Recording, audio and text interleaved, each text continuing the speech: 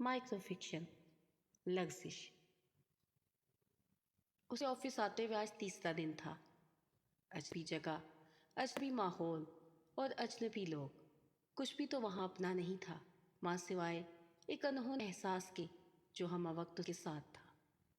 Cigarette کو انگلیوں میں داب کر مٹھی بند کر کے گہرے گہرے کش پہ کش لیتا ہوا گہری سوچ میں مستغرق، کشادہ پیشانی پہ انجانے ٹکرات کی لہریں اور ناک کی نوک پر وہ کالا سا تل۔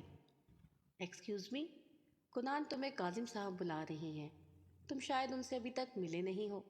اس کے کولیگ نے اس کی سوچوں کا ارتکاز توڑا۔ ہاں اوکے جاتا ہوں۔ وہ ہڑبڑا کر اٹھا اور لیپ ٹاپ کو بند کر دیا۔ پھر اس نے اپنے سنورے ہوئے بالوں میں انگلیاں ڈال کر پھیری جیسے انہیں دوبارہ کنگھا کر رہا ہو، اور ایک ناقدانہ نگاہ سامنے لگے گلاس ڈور پر ڈالی جہاں اس کے عکس نے خیز مسکراہٹ اس کی طرف اچھالی۔ وہ نظر چرا کر آگے بڑھ گیا۔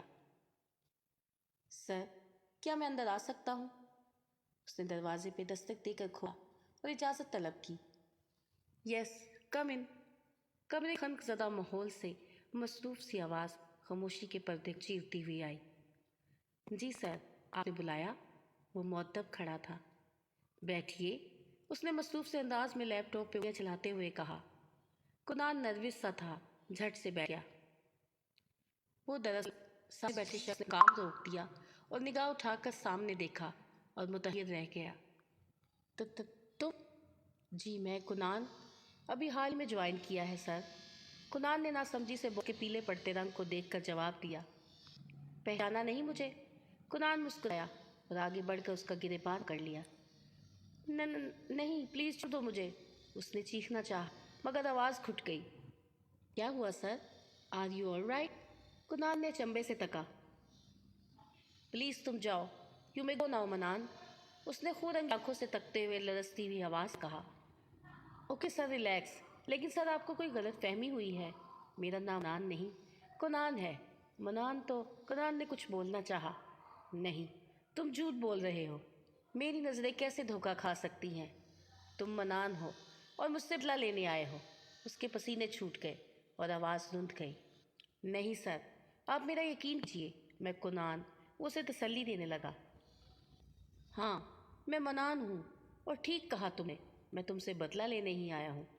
تم نے جو کیا اس کا وان ہم تینوں کو ادا کرنا پڑ رہا ہے۔ کنان نے اس کی گردن پر دونوں ہاتھوں سے شکڑ کسنا شروع کر دیا۔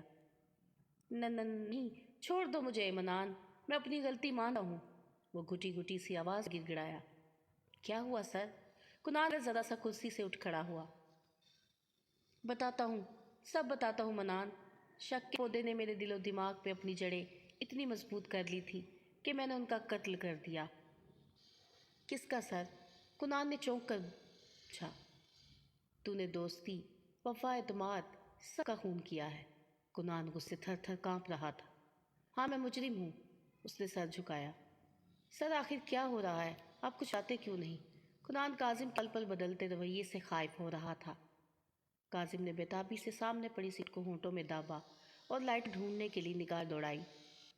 کنان کو اور تو کچھ سمجھ نہ آیا۔ اس نے اپنا لائٹر جلا کر ہاتھ آگے بڑھایا۔